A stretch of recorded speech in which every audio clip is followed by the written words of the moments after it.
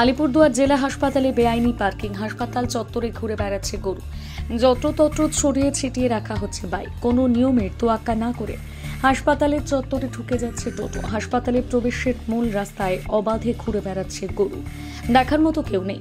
হাসপাতালের ভেতরের রাস্তায় অযথা পার্কিং করা হচ্ছে বাইক, এর ফলে হাসপাতালের পরিবেশ নিয়ে নানা প্রশ্ন উঠছে।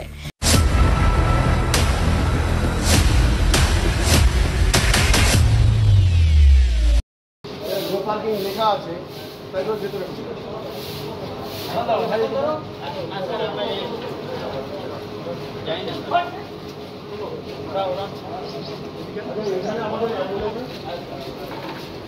আমরা প্রত্যেকদিন না করি, কেউ কথা শুনে ওটা আমাদের উপরে গরম হয়। প্রত্যেকটা ফাইন হবে আর এই জঙ্গলে এটা সুবিধা না বলছি, তারপরে ওই কি যে বাড়ি পাথর কাজ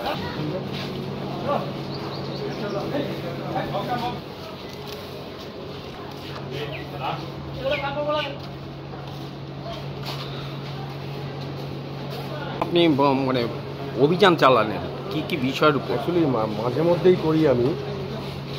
এখন ব্যাপার হচ্ছে যে মেইনলি হচ্ছে এখানে সব এই দড়িটা নিয়ে এই নোংরার মধ্যে কাপড় চোপড়, এই যেসব কাপড় শুকোচ্ছে দেয়ালে, দেখছেন কী পরিমাণ নোংরা, এর মধ্যে কাপড় শুকিয়ে এটা যদি বাচ্চার গায়ে টাচ হয়, ছোটো বাচ্চার গায়ে, তাহলে সেই বাচ্চার তো ইনফেকশন হবে।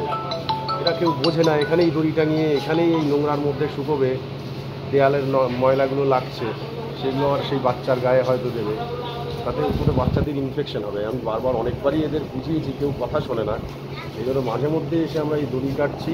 আর একটা হচ্ছে এই প্যাসেজের মধ্যে বাইক রাখা রীতিমতো বারণ আছে।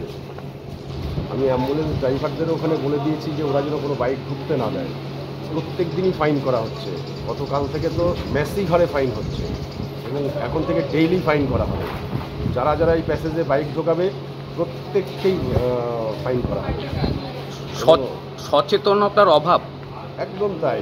অ্যাকচুয়ালি পেশেন্ট দেখতে এসে আমাদের পার্কিং এরিয়া আছে, পার্কিং এরিয়াতে হয়তো 2-10 টাকা লাগে, তার জন্য যদি পার্কিং এরিয়াতে না রেখে সেই 10 টাকা বাঁচানোর জন্য হাজার হাজার লোকের অসুবিধে তৈরি করে, এটা খুব বাজে।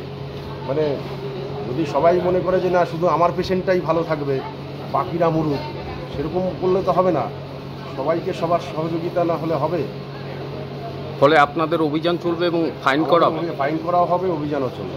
স্যার, বালি পাথরটাও প্যাসেজে রাখা আছে। অ্যাকচুয়ালি বালি পাথরটা এখন কিন্তু পেছন দিকটা কাজ হচ্ছে, তো এটা আর বেসিক্যালি এতটা দূর পর্যন্ত অ্যাম্বুলেন্স আসার দরকার নেই, বাকিটা ট্রলিতে এলেই ভালো হয়। কারণ কি এইখানে আমাদের ট্রলি রাখারও ব্যবস্থা নেই, যেহেতু ইমার্জেন্সি থেকে ট্রলি নিয়ে সেখান থেকে পেশেন্ট নিয়ে আসা বেস্ট। কিন্তু এমনভাবে বাইক রাখে যে ট্রলি ঠেলে নিয়ে আসবে, সেটারও উপায় নেই। সেই জন্যই আমরা ফাইন করতে এবং আমরা ট্রাফিককে বলে দিয়েছি যাতে রেগুলার ফাইনটা করা হয়।